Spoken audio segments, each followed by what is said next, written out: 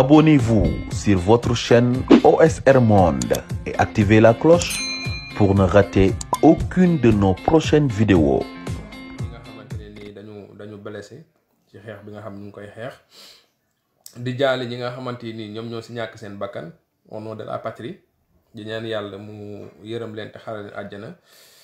di ñaan seeni famille ñu muñ di ko ñaanal aussi patriotes yi ñu muñ di ko ñaanal tout le peuple sénégalais parce que combat bi maintenant dépassé na dimension wu Pastef dépassé na dimension wu parti politique et c'était ça notre combat en fait. Il faut pas oublier que Pastef bi mu juddoo dafa woote Pastef c'est un appel Pastef c'est un appel et ci ko am seetlu voilà loolu rek lañ ciy regretter en fait mais n'oubliez jamais c'est au cours du danger que l'on est plus en sécurité en fait voilà tey Ousmane Sonko ñu ngi ko tëj fi ñu ko tëj mais c'est le peuple sénégalais qui le protège qui surveille waaw tey c'est le peuple sénégalais nekkatul les patriotes kese c'est le peuple sénégalais maintenant tey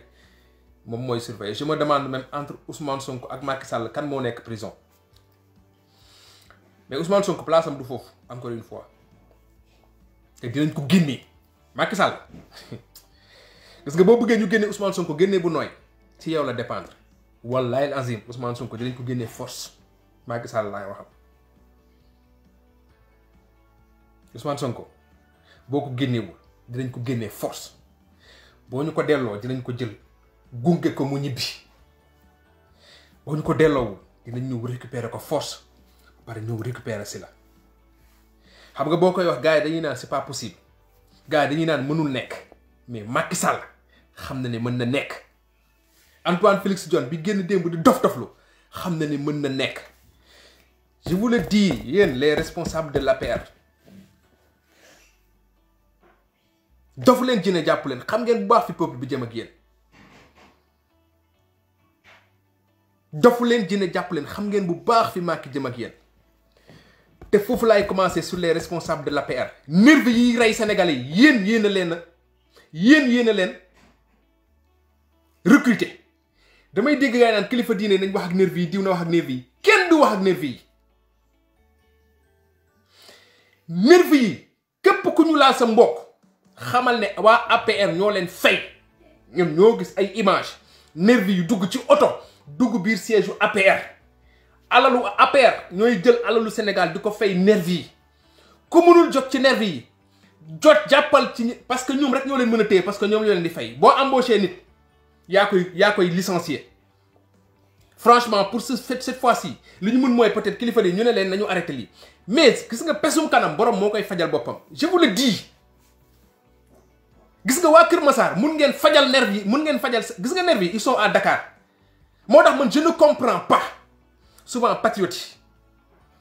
gannaaw ba ma leen je sais pas xaw ma lu ma leen parce que les patriotes ils m'ont tellement ému j'ai été tellement fier des patriotes que j'ai du mal même à rentrer dans le fond de mes analyses en fait parce que ils ont tellement été braves c'est-à-dire c'est une claque que le monde a pris en fait c'est une claque que l'APR c'est une claque que Macky Sall a pris en fait en voyant les patriotes les Sénégalais le peuple sénégalais la jeunesse sénégalaise damay arrêté sax di wax Pastef damay arrêté sax di wax patriote parce que dépassé nañ foofu noonu je parle du peuple sénégalais c'est-à-dire c'est avec fierté ngay gis nga ñuy xeex mais gis nga affaire u nervi yi li koy lijjanti lenn la dem leen ca ñu leen embauché nervi yi mënuñu protéger tous les responsables de l'APR c'est-à-dire à partir d'aujourd'hui dama bëgg ñu def hashtag ñu lancer un message aux responsables de l'APR arrêtez vos nervis wala ngeen dal seen kaw c'est très clair nervis yi xëy ñu rek jël ay armes di xeex yi mënuñu jot Macky Sall mën nañu jot les responsables de l'APR que responsable APR boo xam bokkoo ci fais un message fais un tweet wala nga génn message Facebook nga ne man bokkuma ci c'est la seule réponse je m'adresse au peuple sénégalais nervi yi ñu ngi leen armé ñor ay pistolet di xeex ñi leen recruter xam nañ leen ñi leen yónni xam nañ leen waa APR la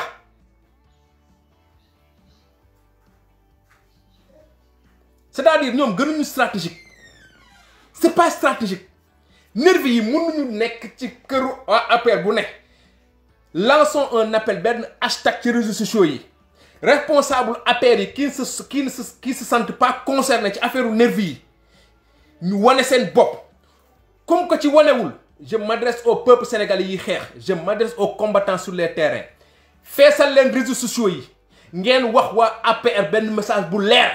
bu ngeen tëyewul seen nervi yi ñu ñëw dal seen kaw ñoom ñoo yónni nervi yi image yaa ngi fi buur wane na ko télé yi wane nañ ko nervi yi yéeg ci ay 4x4 dugg biir siège u APR siège u APR nag waa APR ñoo ko moom saa yu raccourci ngeen di wut bàyyi leen nervi yi dem leen ca ña leen yónni parce que ñoom mënuñu nekk ay mbaam xuux ay xaj yu dee jël suñu alalu askan bi yor xaalisu Sénégal jël ci ay doomu xaj ngeen baal ma ay ñu tekkiwul dara faye leen suñu xaalis pour ñu ñuy dóor ñoom ñu toog seen kër yi di sauver seen njaboot yi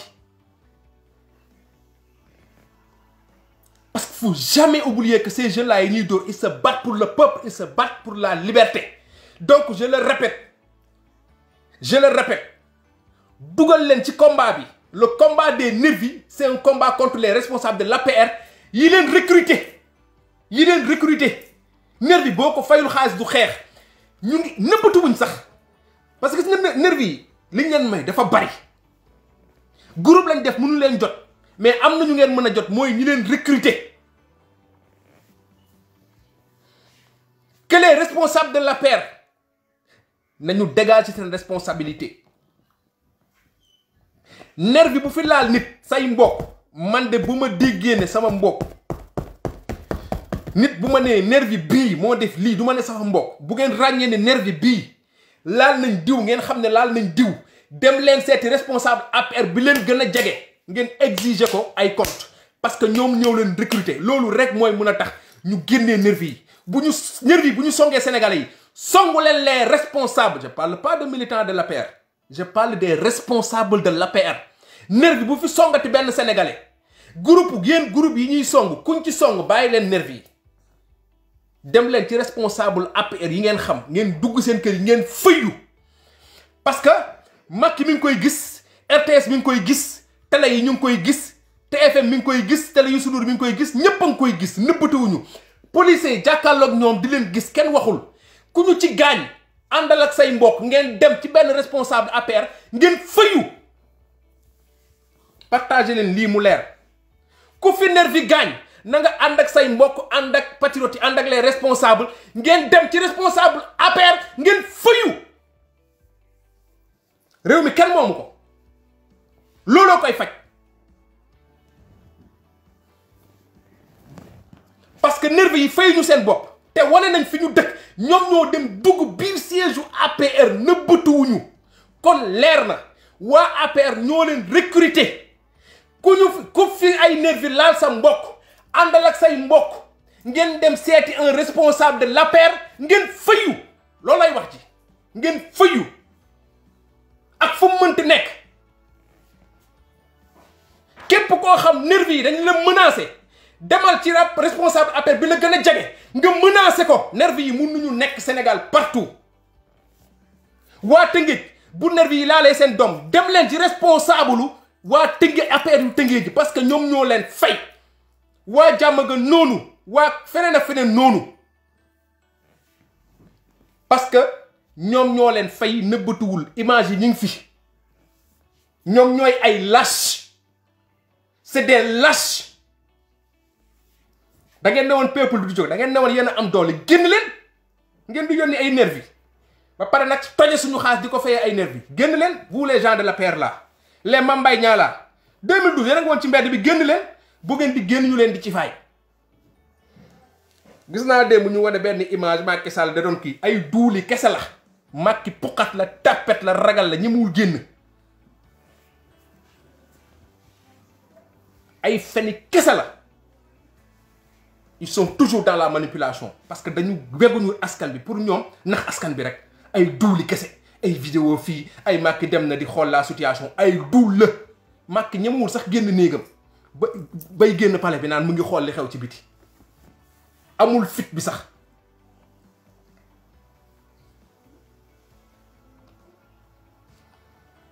te ñoom dañu yaakaar ne affaire bi ay fola ñu ngi yaakaar ne ñu ngi calmer le jeu ñu ngi yaakaar ne tey affaire yi tàngul tey la patriote yi gën a organise tey la gars yi gën a dëgër Macky seex nga loox laal nga laalaake te on sait ce qui se passe Macky ñëpp banañ la même ba biir APR bi nga nekk on sait ce qui se passe ñëpp banañ la ñëpp banañ la ñëpp Macky kese moo fa des Macky boo gisee muy tiital léegi jël nervi yi di leen jël arme Antoine Félix Diome dafa jàppee nit ñi ay golo yéen ay xaj ay mbaam vous êtes des lâches ñun ñu gis image yi booy yi xeex ak policier gendarme ba jël la dessus ba di leen may ndox ñu naan ba di leen protéger nga toog ci télé bi sa RTS bi di fen di duul di wax ak la communauté internationale parce que dañu leen ne rek leen ngeen xool nu ngeen ciy génne di xool nu ngeen bëlëfee nit ñi mooy wax ngeen yónni sa crétin de j'ai même pas envie de le man musuma gis nit ku non mais vraiment man yërëm naa ay mbokk Idrissa Seck da ngeen di apaiser da ngeen a tiit dootu leen ko def yàgg lañ leen di wax bàyyi ngeen ne du ngeen bàyyi peuple di sonn ngeen jàppe leen ay golo jël nit ñi di c'est-à-dire may leen Sénégal yi jàmm ngeen ne fi di confiner jël seen i vaccin tey Marème Faye Sall pour vacciner mu def xawaare këram woo ñoom seen jet seteuses yooyu noonu seen groupe boobu rek les grandes dames les amazones meeru kooba yooyu nga xam noo tëj Dakar doxaanante rek dem université di fa wut ay boy yu ndaw di dox ci corniche bi ak seeni oto di wut ay étudiants di wut ñu tëddee ñoom ñoo yor Sénégal nguur gu ñëw ñu ànd ak moom ay kooba lañ bi fi Ablaye Wade nekkee ñoom ñoo fi ne woon ay ngooga mooy classe ñoom Dior Diagne gi noonu la de ay kooba lañ ay jéeg yoo xam tekkiwuñu dara ay caga ju bon nguur gu ñëw rek ñu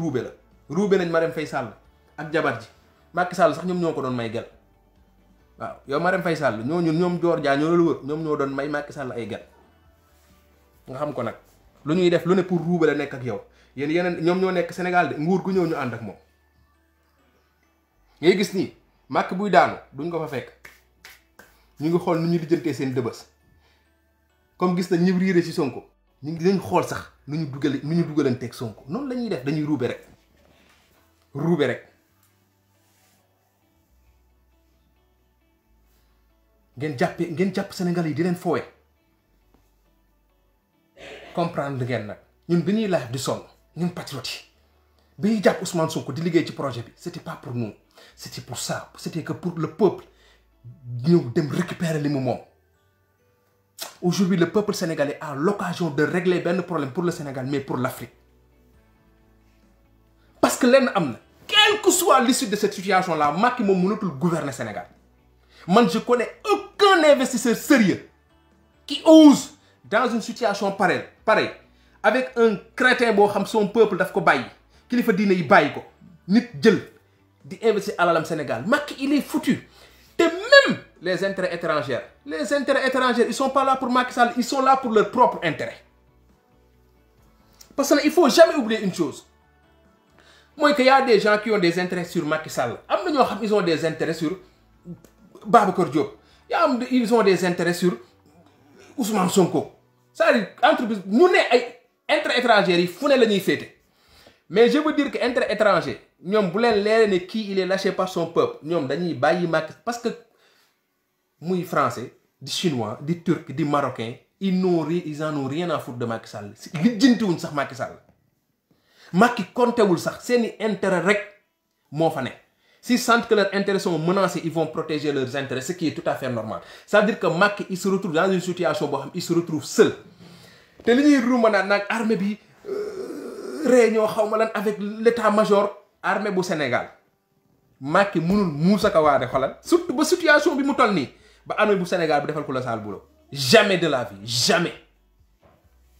jamais de la vie Macky mënul muusaka baane ba armée bu Sénégal defal ko sale boulot te dafa am leneen loo xamante ne ni offensive buy ñëw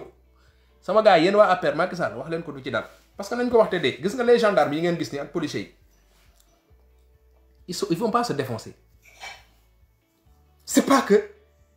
le minimum bi ñuy def nii c'est parce que c'est pour l'amour du métier. ay homme de tenue dañu war a def seen liggéey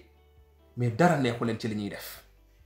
ba pare nag peuple yu jëf leen benn leçon boo xam yéen gendarmerie ak police na ngeen ci bàyyi xel. tey rey nañ ay nit Bignona rey nañ des jeunes tey peuple bu Sénégal bu ñu nekkuloon un peuple digne on va compter les morts ci gendarmerie yi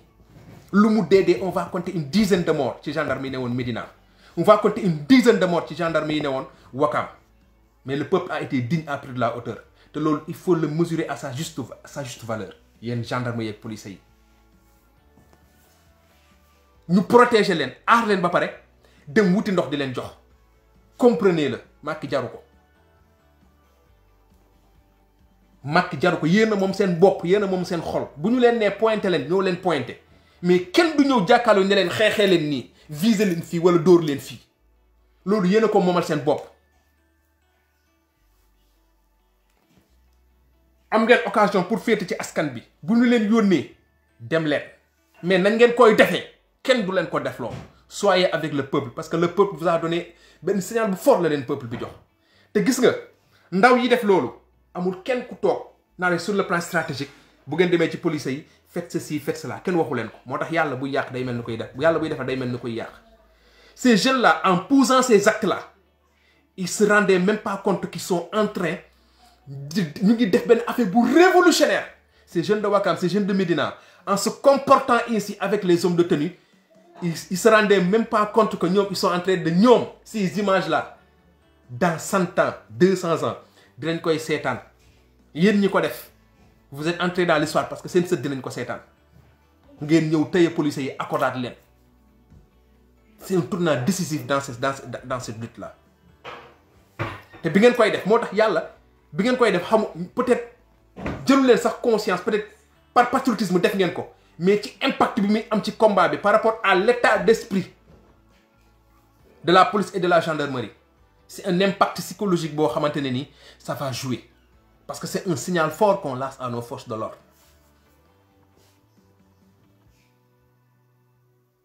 gis nga l'armée est avec le peuple je vous le dis su ma ñemul wax sa xoolal l'armée est avec la vérité et la vérité se trouve aux côtés de Ousmane Sonko ak ñi mu àndal Macky Sall est fini Macky Sall est fini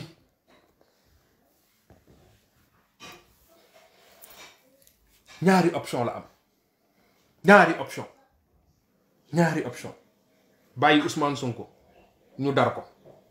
convoi ba ñu ne mi ngay dem mi ngay génn caméra yi dar section de recherche wala tribunal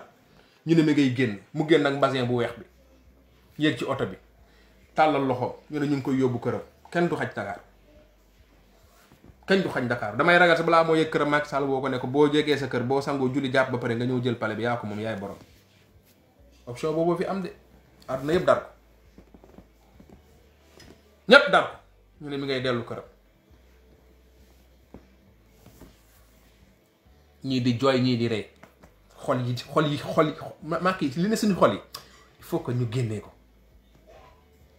booboo am beneen bi wa illa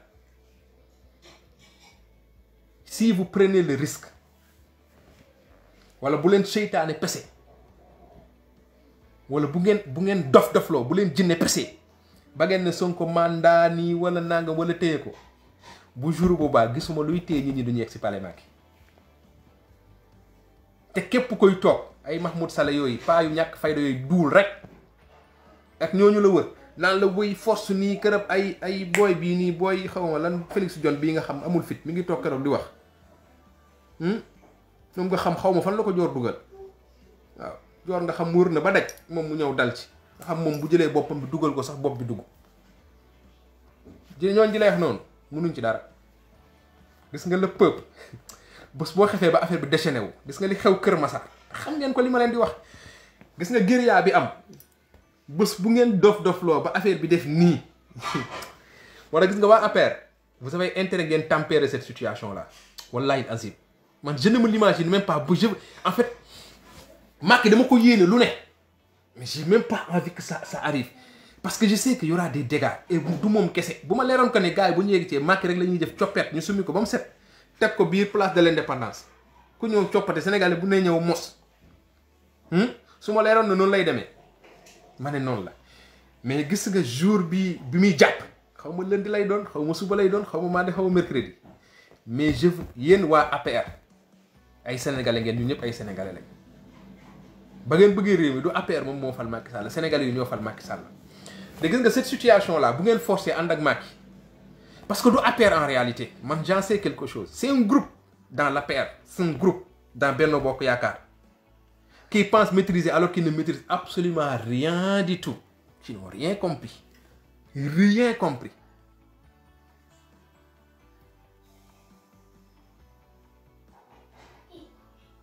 gis nga bu ngeen xefee ba affaire boobu doon déclenché wu te xam ngeen ne ça tient sur un fil te le peuple a compris que beaucoup de choses sont possibles keroog dem nañ ba ko def section de recherche affaire bi jàllul ngeen yaakaar ni c'est parce que mënul jàll le peuple a compris le peuple a vu le peuple sait maintenant ce qui est possible ou pas bu ngeen bëggee mu nooy mooy ngeen nañu ñëw leen ngeen jël réew mi ñu defaraat ko réew mi moom dootu leen ko gouverner moom 2024 moom dootu leen fa yegg c'est fini xam ngeen ko xam nañ ko Macky mënatul yer Sénégal di ko gouverner mënatul nekk Macky ne peut plus gouverner bu leen nangu nag Macky di dem xañ loo leen seeni njaboot xañ loo leen seeni affaire parce que ñu bëri ci yéen ñi nga xamante ni àndatu leen ci mi ngi leen ciy yóbbaale te di ngeen ci subir ay conséquences c'est un appel que je lance aux gens de l'APR ñun xam nañ li ñuy wax la situation est incontrôlable Macky Sall sax bu leen nee contrôler situation bi day fen Macky day fen Macky Sall ci boppam bu leen nee mi ngi contrôler situation bi day fen Macky waxul dëgg à plus forte raison ñu nekk ci wet bi bu ñuy dem nag dafa am lu ñu bëgg a yóbbaale donc vous les gens de l'APR encore une fois ay sénégalais ngeen comme ñun ñi nga xamante ne nii dil bii méttit lu nañ ko te am na ci yéen teel leen a jël seeni responsabilité parce que ñii di def nii dil bi jaruñu ko ñi sekk dil bi jaruñu ngeen di xeex pour ñoom Macky jox nañ ko lépp il a gouverné les Sénégalais n'en veulent plus message boobu ku ko comprendre ok mais ku yaakaar ne nerf 15-10 nervi yi yor ay armes Sénégal ñoo mun a gis nga nervi yi boo yi Médina yi kese xajuñ ci ak lu ñu mënti yor arme parce que nervi yi armes yi ngeen yor da ngeen di dugal seen bopp parce que ku ci booy yi jàpp ku ci peuple bi jàpp na la say mbokk ñaanal te nervi yi da ngeen di fàtte benn affaire da ngeen yaakaar ne dañuy xeex 5 jours Sénégal jeex xam nga le problème mooy jàngu leen bu ngeen demoon jege ay nit dinañ leen ne yéen li ngeen di def nii vous n'avez rien compris vous allez être poursuivi pour crime contre l'humanité vous êtes en train de tuer wala da ngeen yaakaar ne Macky du dee du dañ ci nguur c'est-à-dire vous ne comprenez même pas ñi ci am ci doom ci yéen vous êtes en train de sacrifier vos familles loolu nag mooy noyal bi beneen bi ci nekk mooy nervi bu ngeen ci jàpp def leen lu ma leen waxul bu ngeen mënul jot ci nervi yi ku fi nervi laal sa mbokk dem leen ci responsable APR yi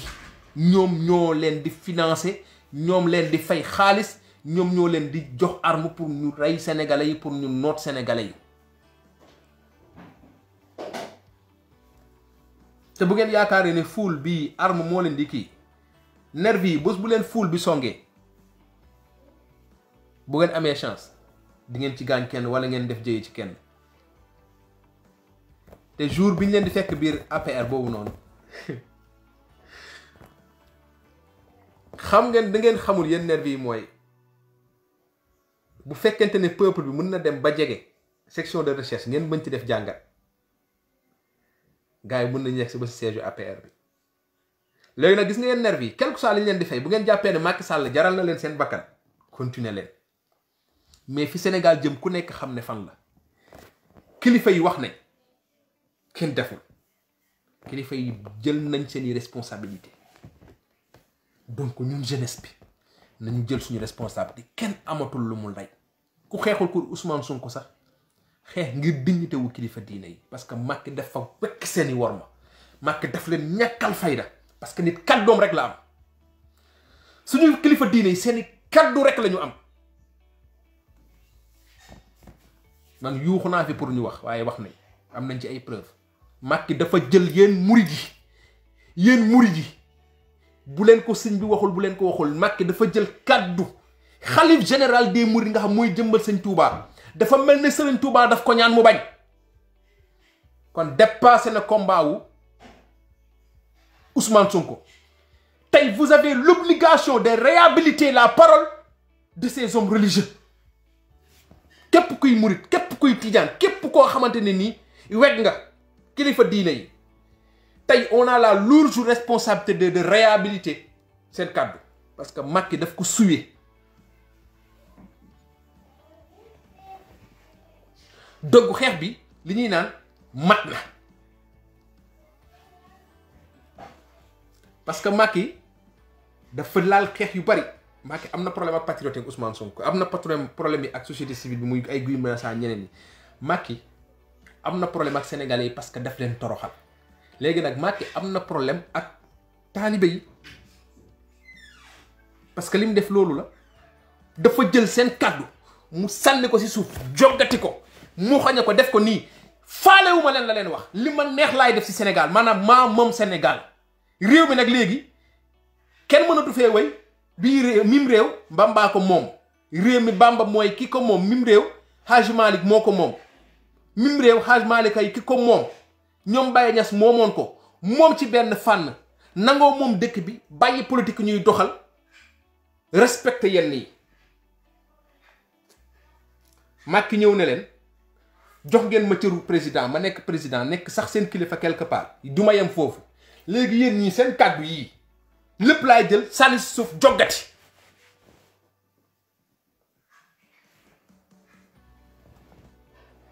donc yéen les talibés vous êtes interpellés ni sénégalais yi ñi xiif ni mu ko interpellé ni sénégalais yi ñi mu def couvre-feu interpellé parce que nee naa la yàlla buy defar day mel ni kuy yàq parce que Macky pour moom ñàkk a def ñàkk parce que dafa yaakaar ne Sénégal moo ko moom Sénégal dafa am lu ñu moomee lu ñu xamee mooy wormal suñu kilifa yi Ousmane Sonko bi muy gën ñu naan dafa radical Ousmane Sonko sax il a compris que kilifa diine yi dafa am cër bu ñu moom Sénégal mu jox leen ko ba mat sëkk la preuve ba muy politique ak Macky Sall ba tey li mu gëm rek la doon def la doon dérouler di leen duma ñu naan kii mooy stratégie politique moom mu yor stratégie yor vision xool leen ces 3 discours ak li xew tey ñi ngi wax crime contre l'humanité Ousmane Sonko mu ngi wax ci premier xaw ma deuxième discours am dem leen ngeen suivre les discours de Ousmane Sonko ñiy toog naan stratège xam nga Sénégal li tax mu garaaw mooy te même ñun patriote daf ñuy dal mooy les gens ont tellement médiatisé Ousmane Sonko comme un jeune leader Pastef comme ñu xamul dara que dañuy fàtte affaire stratégie Ousmane Sonko ba tey mi ngi déroulé même en prison mi ngi déroulé xoolal vision bi mu amoon waxoon na lépp avant moo dugg prison maanaam avant ñoo tëj la meñam li war a xew ci at bi yëpp Ousmane Sonko wax nañu ko étape bu ñu yegsi rek day mel ni ay waxam day nodd say nopp Ousmane Sonko waxoon na ko bi même en prison étape bu ñu yegsi rek day mel ni Ousmane Sonko waxoon na ko toog na wax ko daf ñu cax man de Ousmane Sonko dafa am lu mu doon déroulé pour wax ci ñi ñu doon wax këne ndeysaan ana ñu doon wax tey rus nañ 2019 Ousmane Sonko bu ñëwee day taal tarixa yi ana ñu doon wax na ngeen julli ngeen baalu ak parce que kenn du leen ko baal Sénégal yu leen ko baal ana ñu doon dem ci dëkk yeeg dëkkaan yi ana ñu doon dem ci kilifa di diine yi naan Ousmane Sonko buggul tarixa yi ibaadu la ana ñu doon wax ni Ousmane Sonko salafiste la tey kaddu Ousmane Sonko ak kaddu Macky Sall kilifa yi nee nañ ko defal mu def mu jaral ko mu dugg prison Macky Sall kilifa yi ne ko defal mu jël ko sànni ko ca xaj ana ngeen bët bu rusul toj xeex ak dëgg xoolal leen seen bopp ay ko ci xeex ak dëgg bu dee nit nga gàcce dina la rey ana ngeen ngeen dégg patriote dañoo jooy ba amatuñu ay rongoñ Ousmane Sonko day tëj ba day def nii Ousmane Sonko day tëj tarixa yi Ousmane Sonko bëggul tarixa yi Ousmane Sonko bëggul kilifa yi ana ñu bëggu kilifa yi ah Ousmane Sonko de topp na ay digle kilifa ba dugg prison Macky Sall doya dal ay kàddu kilifa ba tëj ko prison looluy dëgg acca débat baa ngi noonu le débat est ouvert le débat est ouvert wax leen kon tey bu amee kuy jëmmal li suñu kilifa yi parce que dañ ko doon wax nanguwuñ ko dégg mu yem ci live bi télé yi nanguwuñ ko wax Ousmane Sonko c'est le seul leader politique qui a institutionnalisé suñu kilifa diine yi ci biir programme def ko institution comme présidence de la république comme assemblée nationale comme lii dem si yàlla tanoon di doon xëccoo Ousmane Sonko jël ko ci programme mu institutionnalisé ko ñu naan ko bëggoo kilifa diine yi ñu naan ko ibaadu nga cëkkal booy nga ñu naan ko lii nga tey Ousmane Sonko moo jëmmal suñu kilifa diine yi ne leen man de nar ma woon dem dama naroon jàmmaarloog Macky Sall xeex ak moom waaye dinaa dem parce que ñaan ngeen ma ko même bu dee damay tëdd prison la parole d'un homme ana ñu doon wax loolu noonu tey ñooñu la sëriñ bi ñaan tey fël ko ñooñu ñoo doyadal sëriñ Touba tey nekk ay naafeq nag koo ci gis mu dem Touba naan barke sëriñ Touba nguur la ñu gëm donc yéen murid yi yéen tijaan yi yéen laayeen yi jéewuma leen xool ci combat bi ku nekk na taxaw rek def taxaw seetlu ku nekk na toog rek def taxaw seetlu gis nga yàlla daf ñuy dugal ci benn condition boo xam dafay mel dafay ne Sénégal bu ne en concerné wala danaa la ci dugal étape par étape la patriote yi ñun suñu biir la woon ñu naan non Ousmane dem na fa demu fa non est-ce que Ousmane laalul booy bi non waaye lan la fay defi waaye ñuy werante rek sa waay yi ñëw leeral ñu ñëpp ñu juboo patriote yi ànd gars yi xam ne lépp ay dëgg la yàlla dajale patriote yëpp opposition bi oui Bougane machin Sen TV kii jaar fii Bart kërëb yàlla leen xaar leen ma ñëw yàlla dajale waat leen ñoom ñëpp non sénégalais yi affaire yi da ngay def micro-trottoir non politiciens yi moom nañu lijjanti seen problème quoi ñun nañ ñu bàyyi politiciens yi moomuñu réew mi quoi xam nga ñoom nañu gérer nañu def lii ñun sénégalais yi nañ ñu bàyyi yàlla ne sénégalais yi xaar leen ma ñëw dugal na leen ci combat bi waaw kilifa diine yi seen yoone nga ci nañu wax bu ñu wax taalibe yi xaar machin yàlla leen xaar leen ma ñëw dugal na leen ci combat bi Sénégal yëpp daj na nag te nii nag Sénégal yëpp daj na ku xeexul dalaa neex ku ne tey am nga lu tax nga xeex ak Macky Sall sénégalais buy judd bu ne sénégalais buy yeewu bu ne Sénégal am nga lu tax nga xeex ak Macky léegi nag ku nekk mooy def choix tu combats wala tu restes un lâche tu combats pour toi pour tes enfants pour le Sénégal wala tu restes un lâche sénégalais bu toog ne sama yoon nekku ci nag bu la kenn tàggati honoré woo say maam honoré woo kenn sénégalais bu toog xeexul da nga xam ne bu la yàlla wàcce woon ci jamono yonent bi doo bokk ci saxaaba yi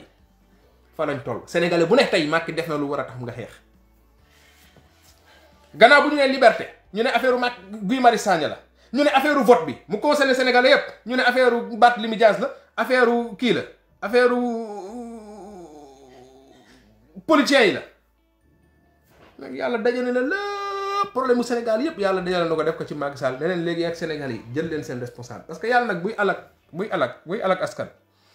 du bàyyi ñu baax ak ñu bona ñépp lay alak yàlla du ñëw compter de baal ma tànn kii bàyyi kii tànn kële bàyyi kële ñépp lay dajale alak leen ñi baax ak ñi bon donc gis nga ñii di toog nii seen kër yi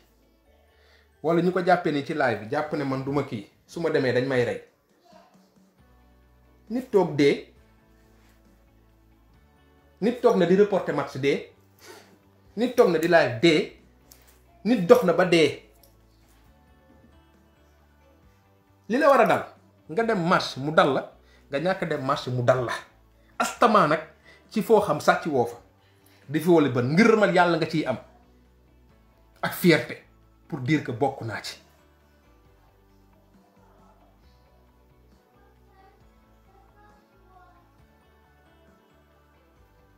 donc su ma déggee yenn gars yi di analyser ay Mamadou Ibra Kane ay yenn gars yi di dugal suñu bopp yi kuñ fi rey say parents ñooy perte ku fi dee say parents ñooy perte nga dem marche da nga boo waree dee nga dem marche nga dee nga ñàkk dem marche di nga dee boo waree dem marche demoo sax yàlla mun na la nat sax teg la feebar ne la dangaa ñàkk jom rek say morom di dem nga ne doo dem xaaral ma dóoral la benn feebar tegal la ko foofu noonu c'est-à-dire waxit pour dire que le destin c'est-à-dire gis nga nit il faut que ñu transcender yenn yi gis nga yenn débat yi c'est parce que transcender ñu ko moo tax ñu koy teg sur la table comment un intellectuel peut toog ci télé naan nit fii doo ko jamais nga gis ko fii ci yenn dëkk yi bu leen génn xeexi seen liberté parce que da ngeen di dee yow boo koy wax balaa ngaa jeexal gars yi fekk ci plateau yow nanga da nga dof ñun suñu àq suñu yelleef nga ne bu ñu dem c'est-à-dire dafa am yoo xam dinañ ko transcender te dañ ko jëlee si suñu langage pour dire que le combat continue Ousmane Sonko wax naa ak ñun de wax naa ak ñun bu ñu xaar kenn résistance lañu wax xeex ak Macky Sall loxoom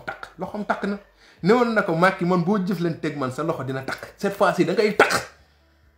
Macky da ngay takk mënoo ci dara Baye Fall da ngay takk Macky da nga laal ñëpp instant yi song nga ñëpp song nga Yaay Fall yi Baye Fall yi song nga Isbu yi song nga Ibaadu yi song nga le Sénégal song nga séeréer si jël suñu doom ñun séeréer si utiliser ko def loo ko jëf ju bon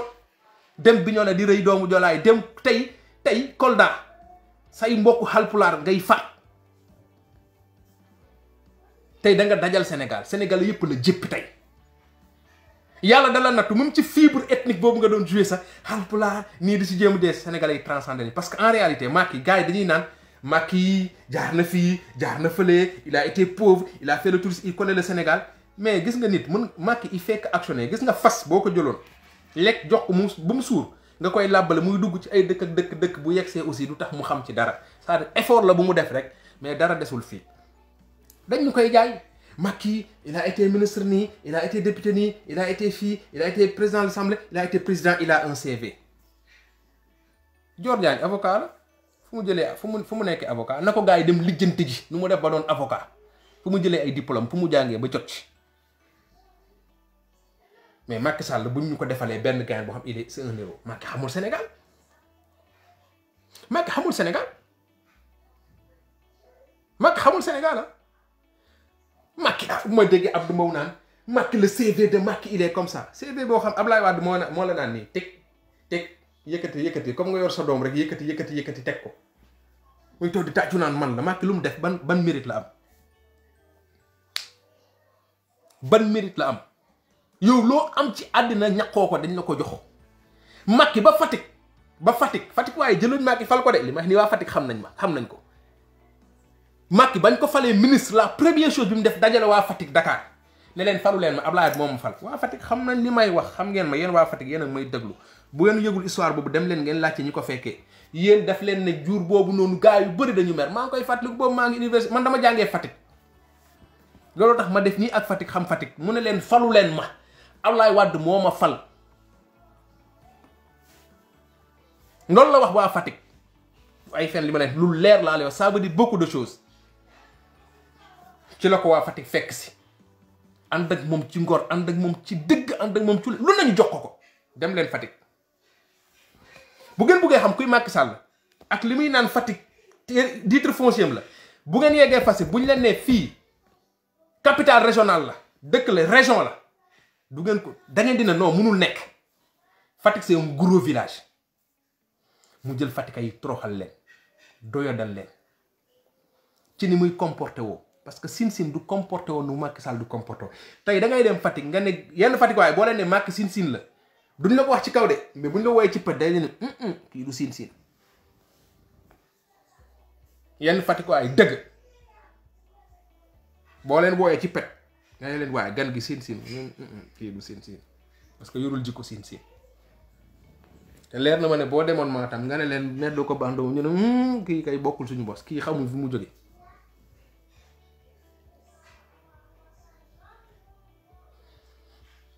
kon Macky ñëpp ko bàyyi léegi nag yàlla nee na ko da nga doon yaakaar ne yaa am doole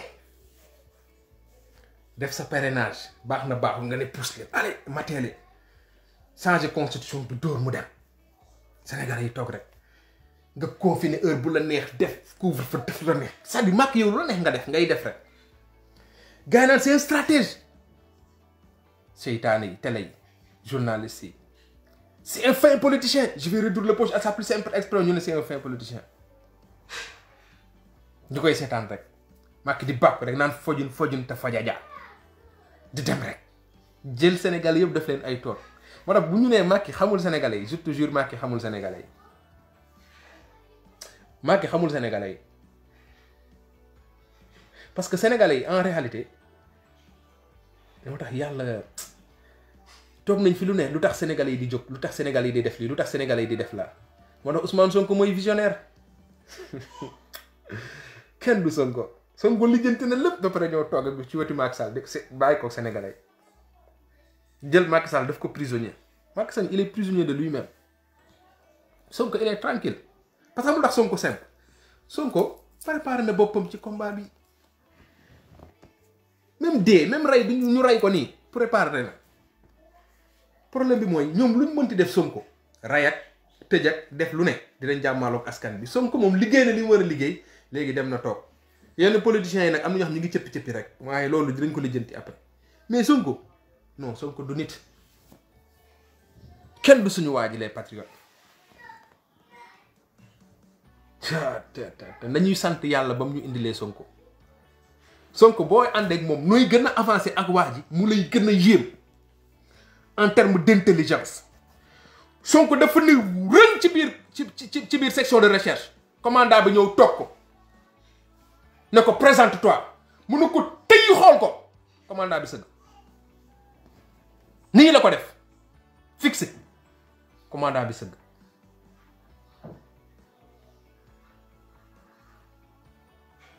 ñun dañu yor Sonko te xamuñu dimension am dañuy ànd ak Sonko te xamuñu dimension am souvent dama doon wax lan moo tax El Malick fan Sonko lan moo tax El Malick bu day xool El Malick bu ànd ak Sonko day ree rek buy defal dara Sonko day ree rek tu sens benn genre man dama ko seetlu mosuma ci waxtaan ak moom nag mais man damay gën a comprendre Sonko bu ñu leen nee géntele sax comme ku mel ni man sax da ngay yàkkamti mu ñëw géntele nga xool ko je tu sais pas pourquoi Sonko bu génnee Sénégalais bu ko ne tey danga koy bëgg force c'est comme si yàlla dafa dem ci lac de guerre bi dem ci ndox mi def ci benn affaire Sénégalais yi naan man je comprends pas même les gens de l'APR dañuy admirer Sonko xool leen Sonko bi ñu koy jàpp ba tey laaluñu ko même les gendarmes c'est-à-dire waa ji dafa am benn admiration c'est-à-dire waa ji il dégage benn affaire boo xam maa ngi koy door a comprendre gis nga Sonko ci élection yi bi ñu ko invité ci benn télé xaw ma télé wala rajo RFI wala France 24 wala quelque chose comme ça ci ñi àndoon ak moom dañu ne dafa am kii benn gel buy liggéey foofu defe naa moo yor régie bi wala quelque part voilà dégg naa dafa xool Sonko affaire bi yéem ko quoi mu ñëw ne leen mais c'est qui ce gars là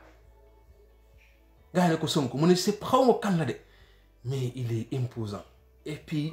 réseaux sociaux yi mu ngi toj quoi mais kii kan la Sonko gars yi Sénégalais yi ngir yàlla comprendre leen benn affaire c'est pas pour les patriotes du pour ñun wallahi bu ñu jëlee Sonko rek def ko alalu Pastef ak alalu patriote yi on aura raté beaucoup de choses nañu nangu ne yàlla ci ay jamono day jël dara def ko ci nit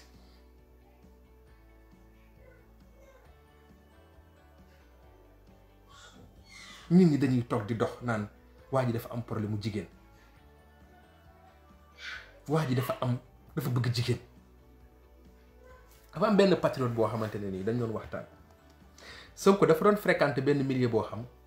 kilifa yu bëri dañ koy fréquenter ndaw si rakkam fa lay liggéey rakkam nag yàlla da ko may taar macha allah dafa rafet jigéen bu rafet la ba pare di liggéey foofu xamante woon nag fu ne xam nga jigéen bu rafet di liggéey ci milieu booy autorité jay ñu xam ne ci autorité yi gars yi dañ doon ñëw ku ne di ko jéem a doxal Sonko saa yu ñëwoon da doon woo xale bu jigéen bi di waxtaan ak moom ba nit ñi bëri yaakaaroon da koy doxal xale bu jigéen bi woo sëram bi ne ko gis nga Sonko li ñu doon toog di waxtaan yëpp xam nga lu ma yéemoon ci moom saa yu ñëwee toog day toog ñu waxtaan de ñëpp nga yaakaar àdduna lay wax ay sa patron bi mbaa day fay lempo sa patron bi siiwural de ne ko muy fay lempo de kooku xale bu jigéen moom nga xam noonu la xamee Sonko moo convaincre sa sœur pour sa sœur nekk patriote ci ni mu ko déggee. nit it pour ngeen xam kii Sonko du patrimoine du alalu rek ñun patriote yi Sonko ki ko doon loué fa mu dëkkoon nga xam Sonko location mosul tardé.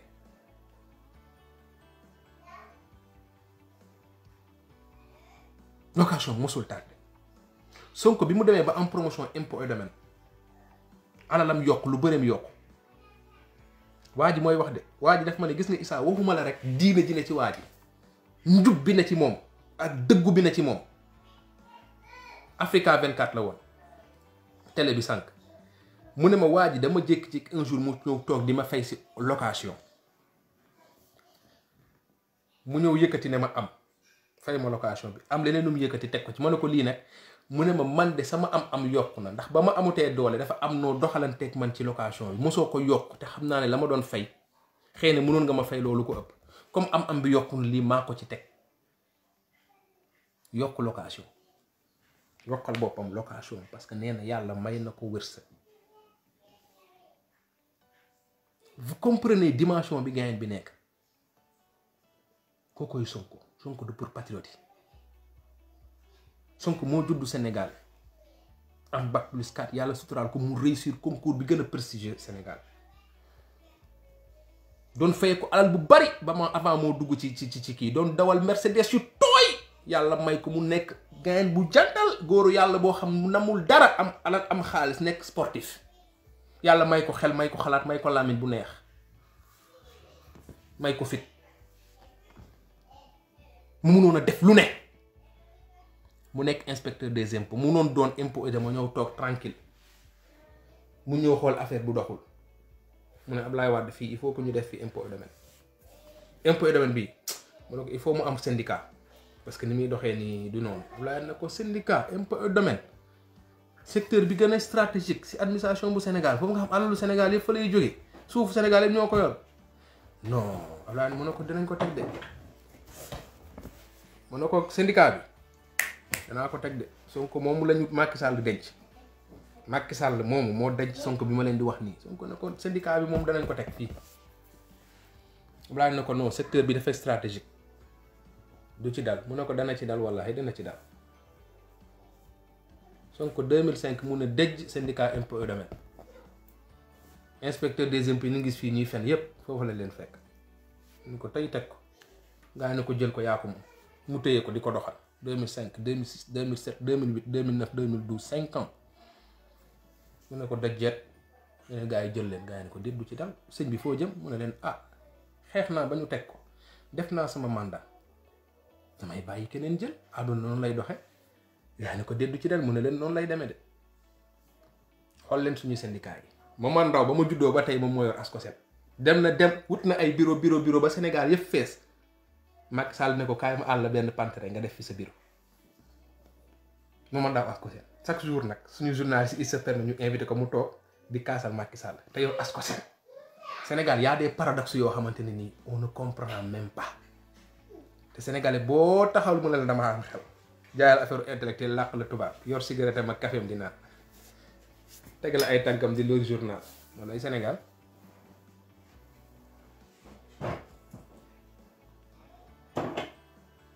mu ne leen gars yi syndicat bi doxal leen gars yi nag waaw sëñ bi léegi bul dem léegi comme demee na noonu baa ñu def la secrétaire général honoraire looloo indi honoraire bi ngeen doon dégg ci dossier 94 milliards yi mu ne leen waaw d'accord ok na dox rek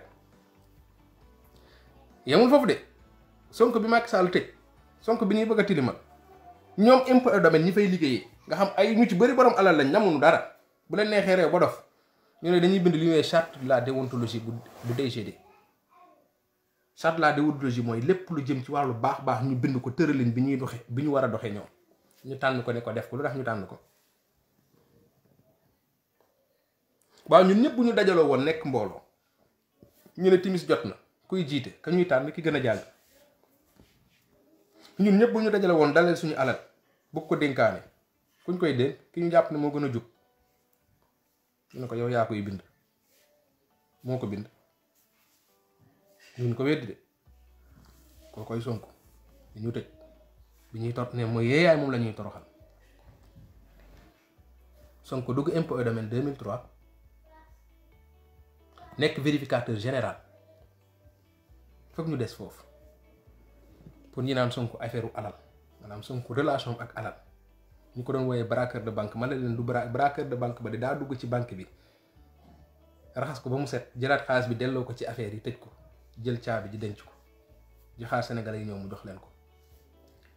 Sonko muy nekk vérificateur général mooy ñoo xamante ne nii nguur gi da leen di yónni ne leen dem leen TFM du ma leen wàcc de TFM demal ci Youssou Ndour nga xoolal ñu ko ndax affaire yi muy jox foofu noonu ndax ñoom seen ñu ngi wàccoon nañ ak li ñuy def quoi mu dem vérifier seeni compte ñëw toog xool est-ce que fay ngeen lii fay ngeen lii fay ngeen la ñu bëri ñu koy def si ñoom ngeen gis ñu yor ay milliards ñu leen di parrainer ay làmb ñuy génne ay millions ki milliards di ko yaataa yu mais xam nga lu tax parce que dañuy xëy dem ci Dangote ciment wala ñu xëy dem Sococim wala ñu xëy dem ci benn entreprise waa ji war a am redressement fiscal 500 milliards ay milliards waa ji ñëw def vérification ñu yëkkati benn 10 milliards jox ko mu dem yoonam jël 1 milliard dugal ko biir APR jël 5 milliards yi séddoo ko ba def 4 milliards yi mu dem tabax ci benn kër gu rëy suñ ko ñëw toog vérifier nit nee na ma toog na di vérifier sax secrétaire bi ñëw indi ko café mu ne ko madame merci maanaam bu may liggéey waxuma la jël alalu jaambur de mais café bi sax moom pour moom bu ko naanee sax source de corruption la. Imagine leen kooku dimension bi mu toll parce que foofu pour nga toll fa non seulement il faut nga respecter charte il faut nga respecter yoon mais il faut nga am benn dimension spirituelle il faut que nga ragal yàlla gëm yàlla.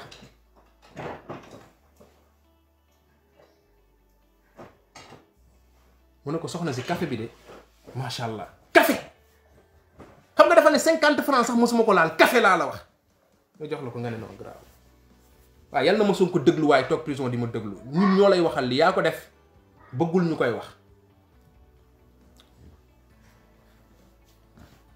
yéen ñi nekk ak moom yéen pénitence xaw ma gendarmerie bi demee noonu seen jëlal leen ma seen téléphone yi ci live bi ngeen ne won ko grand bi kooku moo leen defal loolu yéen.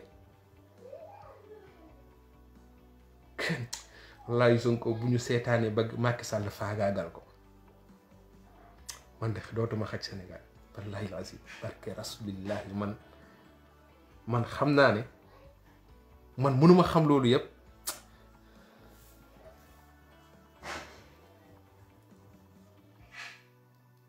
Sonko jóge fa xam ngeen luy nekk yor syndicat des impôts et domaines xam nga yor syndicat bi maanaam yow yaay tu parles au nom des travailleurs yaay xeexal intérêt travailleurs yi domaine lépp luy suufab Sénégal domaine moo ko yor suufab Sénégal si faut ñu xam li tax nit ñi di xeex ak lu tax ñu war a xeex ak lu tax ñu war a dem libérer ci waajooju parce que dese na tuñu dara parce que nit ñi dañu yaakaar ne relation bi c'est entre Sonko et les patriotes alors que c'est entre Sonko et les Sénégalais moo tax il faut ñu wax Sénégalais yi xam li war a tax ku nekk jóg takk dàllam dem libérer ji Sonko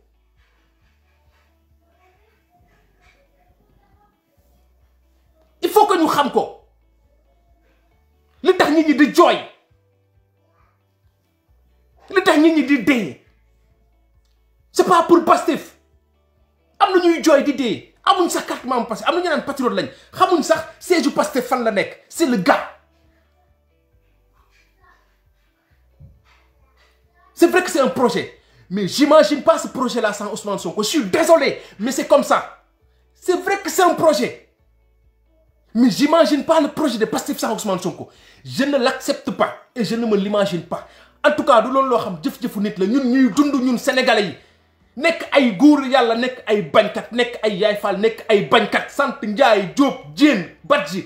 Ba wala Kayta wala Silla yé non mais non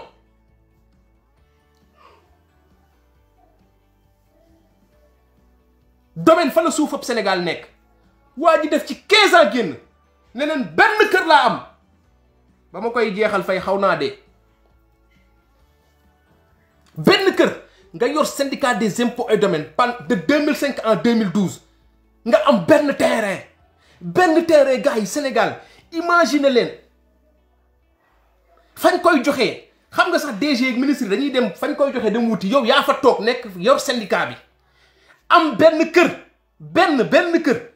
benn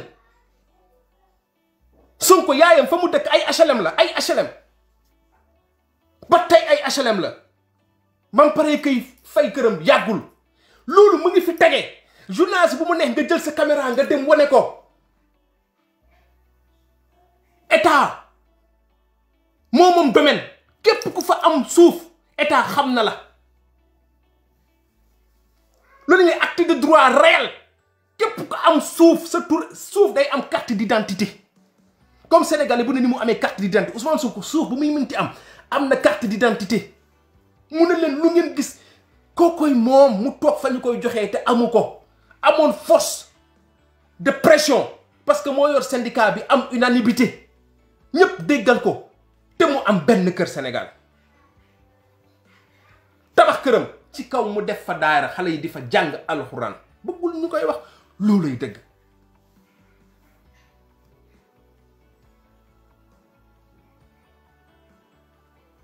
kooku la ñu bëgg la suñu politiciens yi bëgg a fàq bëgg a faagaagal yow sénégalais nga ne sa yoon nekku ci kooku ngeen di dégg ci télé yi ñu koy yàq wala nga dem gëstu nga toog tey ak fi àdduna toll ñii fi toog nii ñu xam ku ci nekk fa nga jóge ak fa nga jëlee sa alal kooku lañ bëgg a noot bëgg a toroxal yow sénégalais nga ne sa yoon nekku ci après nga ne yow nit nga sénégalais nga doomu njaajaan njaay nga surtout Alburi nga surtout Lat Joor nga taalibe Maam Bamba nga taalibe Haj Malik nga taalibe le panafricain Maam Baay nga taalibe Limaamu Laay bañkat nga taalibe Cheikh Omar Foutiou Tall nga non àndul nga ne rek sax ku gëm yàlla nga àndul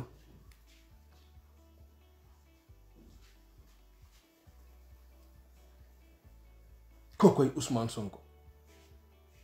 balaa maa ñëw ci appel ma terminé ci beneen témoignage Sonko dafa woo benn xaritam ne ko man de affaire yi xaw na dëgër quoi te avant maa ñëw fa ma fàttali rek leen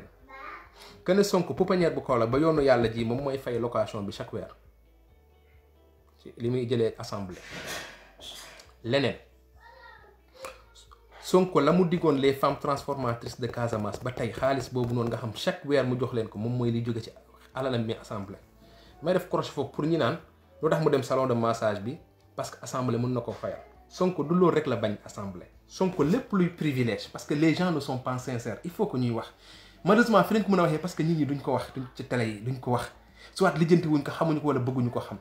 Sonko lépp luy privilège bu assemblée ñoom ñuy am ci ndoddu askan bi daf ko rejeté salaire am rek la soxla te bu paree da koy séddale waa Sénégal yi kookoy Ousmane Sonko kookoy Ousmane Sonko pour ñi naan lan moo tax jëlul kii assemblée bi Sonko du loolu rek la bañ Sonko lépp la rejeté tout ce qui est privilège loo xam dafa jàpp ne du yoon lu ñu war a am ñoom da ko fa tege ni yëkk bu naqari ndax ay principe ce même Sonko laa moo dem ne kooku jamono ñi day dëgër yenn saay su ma sañoon naan damay am suuf di fa bay pour yenn saay may mën a suqaliku di jàppale njaboot gi nga ne tudd Sonko nekk chef de l'opposition am ay militants yu sës am diaspora boo xam boo ne woon 50 millions balaa suba 5 heures du matin balaa ñoo julli fajar suba indil leen ma 50 millions ñu indil la ko loolu nag yàlla ñim ko may du ci politiciens yi ci nitu diine yi la ko yàlla mayoon toftal na ci Ousmane Sonko mu dem wax loolu waa ji boole ko benn xaritam buy jaay terrain waa ji ne ko terrain bi de 4 millions laa koy jaay xam ko ne ko awma 4 millions waa ji dafa tiit dem na xarit bi Sonko danee amul 4 millions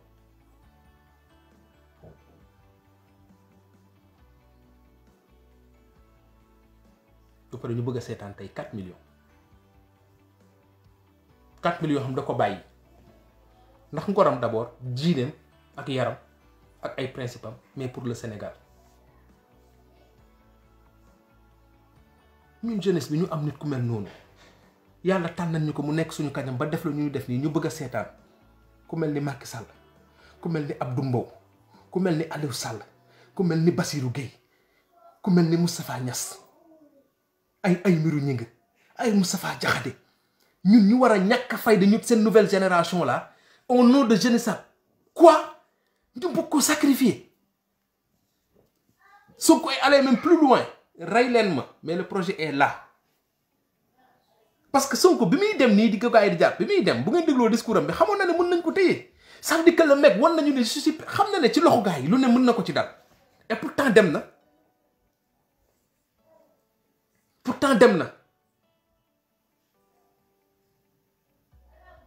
moo tax gars yi li am tey c'est reculer pour mieux sauter nañu gën a mobiliser wu gis nga temps bi nii gars yi yaakaar ne temps la bu ñu may état bi ñun ñoo moom temps bi c'est l'occasion pour dem gën a waxtaani waat ak ñin ñi c'est l'occasion pour demander à tout le Sénégal de nous rejoindre à tous les mourides à tous les tidianes à tous ces communautés yi nga xamante Macky Sall faañe na leen à tous les halpulaar du Sénégal bi nga xam Macky yàq na seen askan à tous les halpulaar qui ont senti que Macky Sall daf leen bëggoon a boole ak man séeréer bi halpulaar yi nekk samay jàpp ma am ay xaritu halpulaar xam des patriotes qui sont dans Pastef am des amis halpulaar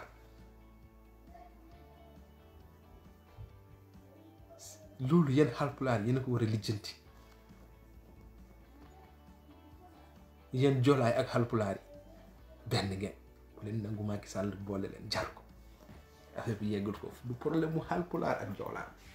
nu ngeen ñuy def ñun séeréer yi nu ngeen ñuy def ñun séeréer yi yéen halpulaar yi ak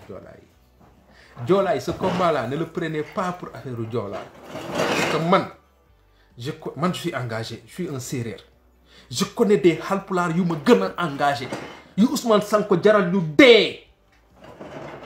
attention yéen halpulaar yi jàpp ne affaire halpulaar la sachez que Macky Sall li ko fal y a des gens qui sont morts c'est pas des halpulaar pour Macky Sall le falu sachez que bi Macky Sall di falu ñëpp jóg Fatick dafa jóg Casamance jóg feneen jóg ce combat là c'est pas un combat de halpulaar wala keneen nan ngeen ñuy def ñun séeréer yi diggante halpulaar ak joolaa fan ngeen ñuy dugal parce que mënuñu far fen on fait comment ñun séeréer yi nu ñuy def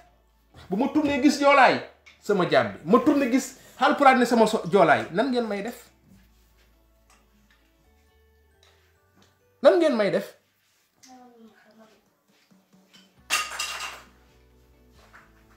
revenez à la raison joolaay Ousmane Sonko moomu leen ko Macky Sall halpulaar yi moomoo leen ak ñëw diñ nen da ko band ba mu dee wax halpulaar yi ak ñëw diñ waaye maa xam Omar Sow bu diñ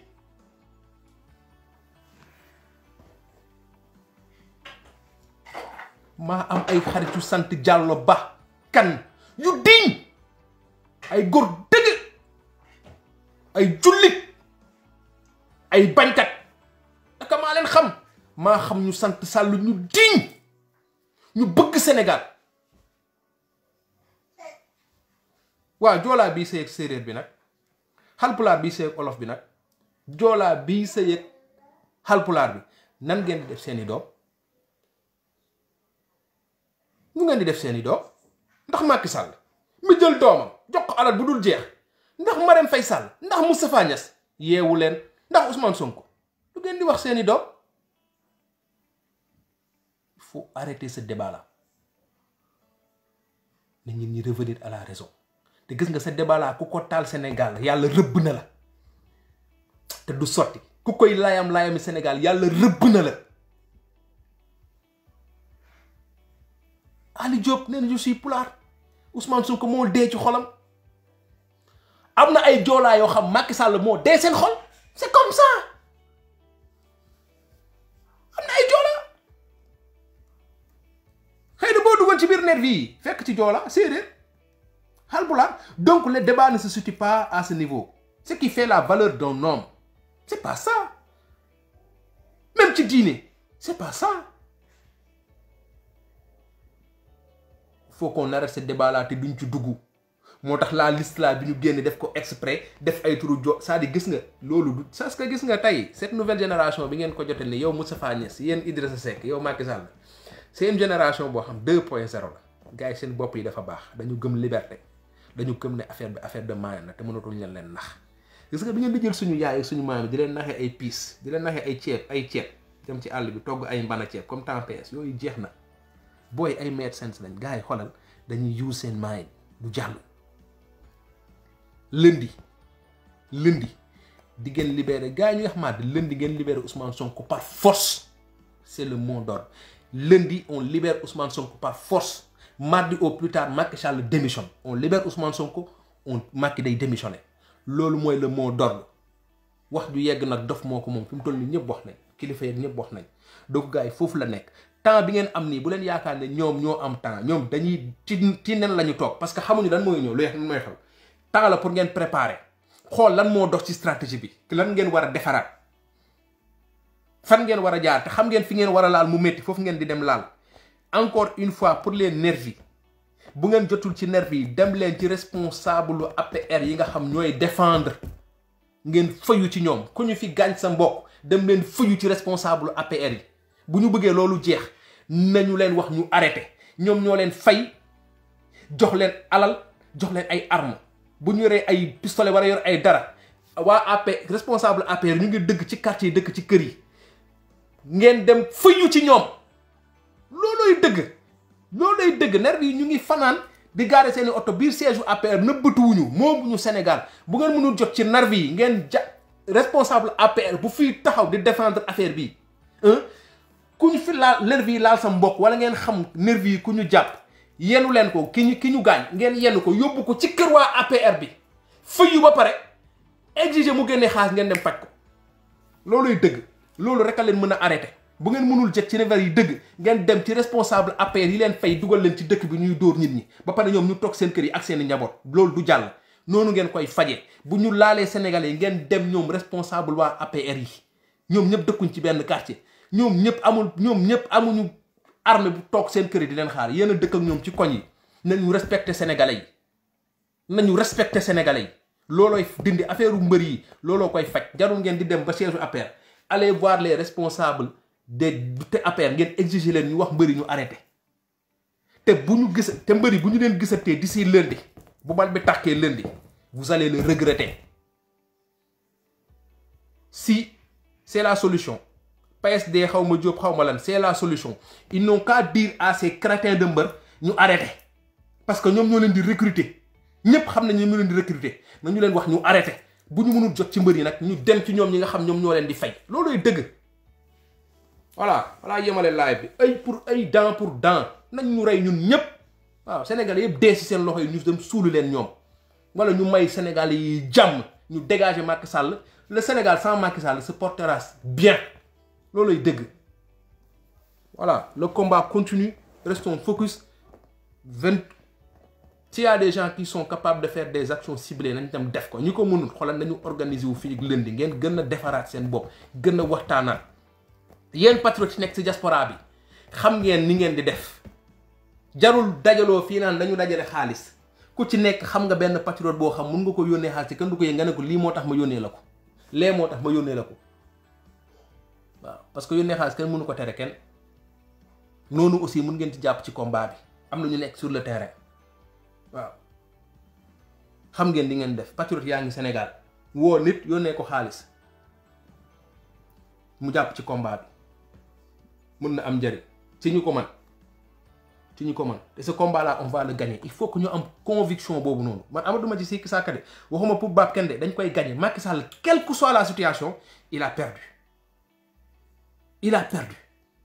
quelle que soit la situation laa wax de moom déjà il a perdu li ñuy xool kay mooy leneen liy xew après mais quelle que soit la situation il a perdu Sonko yóbbu na ko teer Sonko duma na ko Sonko yóbbu na ko teer il est foutu Macky il est foutu donc ñu doon wax stratégie politique après xoolaat leen seen données yi génnaat leen ngeen wax léegi kan mooy stratégie politique kan moo mun politique kan moo am vision kan moo am fit kan moo am fulla kan moo am fayda kan moo jub kan moo ñeme après ngeen ñëwaat fii ñu waxtaan maa ngi leen di ziar gars yi daa ngeen jëf.